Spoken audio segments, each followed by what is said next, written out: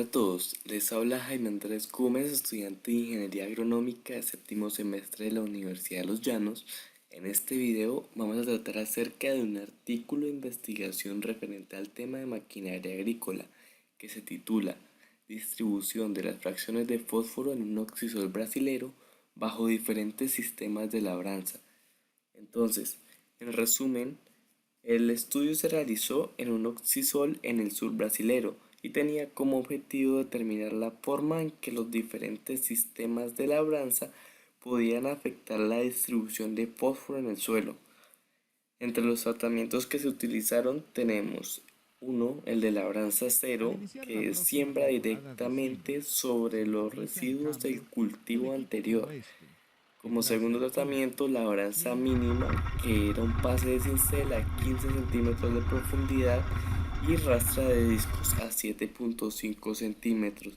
Por último, tenemos el de labranza convencional, que consta de un pase de arado de discos a 20 centímetros y dos de rastra a 10 centímetros. Se utilizaron rotaciones de cebada, soya y linaza, soya, avena y soya. Luego de 5 años, se encontró que la reducción en la intensidad de la labranza contribuyó al incremento de 15% en la disponibilidad de fósforo, especialmente en los primeros 10 centímetros del suelo por medio de labranza cero y labranza mínima, comparado con los resultados de la labranza convencional. Ahora, para responder a la pregunta de cuál es la justificación del trabajo, tenemos el siguiente planteamiento del problema. Los sistemas de labranza tradicional utilizados en los suelos del sur brasilero han contribuido a la degradación del suelo junto con problemas como el de la topografía, intensidad de las lluvias y producción anual de cultivos de grano. Han traído consigo un grado de erosión en el suelo junto con un declive en la fertilidad del mismo. Ahora viene la justificación, razón por la cual se evalúa la adopción de labranza de conservación que minimice el daño al suelo y promueva la conservación de los residuos, que junto con una adecuada rotación de cultivos permita el crecimiento de un cultivo manteniendo y mejorando la productividad y calidad de los suelos. Ahora vamos a detallar si los objetivos del trabajo están bien planteados. Como opinión personal, los objetivos están bien planteados porque son coherentes con la temática trabajada a lo largo del artículo.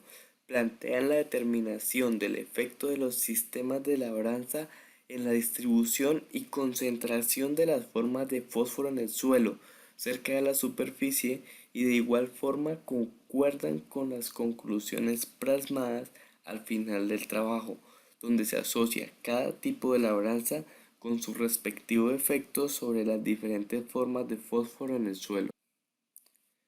En la imagen podemos apreciar la explicación gráfica del diseño experimental que se utilizó para realizar el estudio, que constó de 3 tratamientos y 4 repeticiones. Primer tratamiento, labranza convencional; segundo tratamiento, labranza mínimo; y tercer tratamiento, labranza cero. Cada tratamiento representado por una tonalidad diferente de gris: el gris pálido para el tratamiento 1, gris medio para el tratamiento 2 y gris oscuro para el tratamiento 3. Se utilizaron 4 rotaciones en los 5 años que duró el estudio. En las transiciones de verano a invierno, las rotaciones fueron: 1 cebada, 2 soya linaza, 3 soya avena y 4 soya. Bueno, aquí tenemos la tabla 2, que se titula Efectos de labranza en la cantidad y forma de fósforo en los 10 centímetros superficiales del suelo. Tenemos las formas de fósforo: lábil, medianamente lábil, no lábil, orgánica e inorgánica, labranza, labranza convencional, labranza mínima, labranza cero. Observamos que en todos los casos el fósforo inorgánico disponible es mucho mayor que el fósforo orgánico. También podemos apreciar que la disponibilidad de fósforo es mayor en la labranza mínima que en la labranza convencional o en la labranza cero. Aunque la diferencia entre la labranza mínima y la labranza cero es muy pequeña, sin embargo, la relación de estas dos con la labranza convencional es un poco más amplia.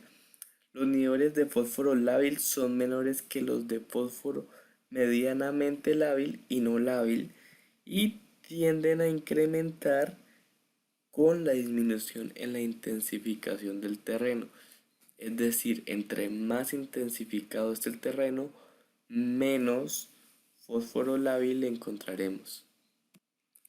Ahora tenemos la figura 1 que se titula Distribución de fósforo total orgánico e inorgánico con profundidad como una función del manejo de labranza. Entonces, tenemos aquí en la gráfica representados el suelo, la profundidad del suelo en centímetros y la disponibilidad de fósforo en kilogramos por hectárea por centímetro. Tenemos el fósforo total, fósforo orgánico y fósforo inorgánico y la labranza convencional, labranza mínima y labranza cero. Podemos apreciar en la primera figura que para el caso de fósforo total en la labranza convencional tiende a ser mínima la disponibilidad de fósforo en los primeros centímetros, sin embargo, tiende a aumentar proporcionalmente hasta llegar a los 10 centímetros. La labranza mínima tiende a tener un comportamiento progresivo entre 1 y 5 centímetros y luego se reduce hasta alcanzar los niveles más profundos de la muestra. Por otra parte, la labranza cero muestra un comportamiento inversamente proporcional a medida que aumenta la profundidad, disminuye la disponibilidad de fósforo. Similar comportamiento se observa para el fósforo orgánico, comportándose de manera similar, aunque con rangos más estrechos. Y por último, el fósforo inorgánico, que se encuentra en mayor abundancia que el fósforo orgánico. En la labranza convencional, el incremento en fósforo se da hasta los 5 centímetros. Sin embargo, a partir de este pico los niveles empiezan a bajar moderadamente. Encontramos que para la labranza mínima incrementan los niveles considerablemente hasta los 5 centímetros y luego se reduce hasta llegar a los niveles más profundos. De igual manera, el la labranza cero no se comporta con un patrón determinado, varía mucho cuando va cambiando la profundidad en el suelo. Sin embargo, en los últimos 5 centímetros tiende a reducirse la cantidad de fósforo inorgánico disponible. Bien, tenemos la figura 2 de distribución de fósforo lábil, medio y no lábil con profundidad como función de labranza. Entonces tenemos acá la profundidad del suelo en centímetros y el fósforo lábil, medio y no lábil. Tenemos la labranza representada por el cuadro, el círculo y el triángulo de convencional mínimo y cero respectivamente, donde tenemos que el fósforo lábil fluctúa muy poco con la profundidad en labranza convencional. Con labranza mínima, los niveles de fósforo disminuyen a medida que aumenta la profundidad y de igual manera se comporta el fósforo con labranza cero. Similar comportamiento ocurre en la medianamente lábil. El fósforo no lábil tiende a ser estable para el caso de la labranza convencional, sin embargo, para la labranza mínima tiende a aumentar hasta los 5 centímetros de profundidad y luego se reduce. Para la labranza cero no hay un patrón de comportamiento, los niveles de fósforo cambian frecuentemente con la profundidad. Ahora vamos a hablar de lo más destacado en la discusión de resultados, en el cual entra un segmento del párrafo donde dice que las recomendaciones de fertilizantes se hacen en base a muestras de suelo de 20 centímetros. Sin embargo, para el caso de labranza cero, las muestras de 20 centímetros no permitirán la detección de una condición mejorada de fósforo en el suelo cerca de la superficie. debido a la dilución con las capas más profundas, lo cual resultaría en recomendaciones erróneas. Es decir, que por eso se recomienda que se tomen muestras mucho menos profundas cuando se vaya a trabajar con estudios de labranza mínima o labranza reducida y labranza cero. Ahora vamos a ver las prácticas de manejo de cultivos que se pueden aplicar para la artilla nula basados en el trabajo. Entonces, basado en este trabajo se podrían evaluar los niveles de nitrógeno en el suelo utilizando los mismos tratamientos para labranza, siembra directa, labranza mínima y labranza convencional y comprobando cuándo tiene mayor efectividad con el uso de diferentes rotaciones entre los cultivos de arroz, maíz y soya. Ahora, para la idea de investigación basada en el trabajo anterior, la idea sería la siguiente: determinar el efecto de la labranza en el desarrollo radicular y asimismo el efecto que tiene este sobre el rendimiento. Se trabajarían tres sistemas diferentes de laboreo del suelo: siembra directa, labranza mínima con cincel rastrojero y labranza convencional según el manejo que se le dé en la zona.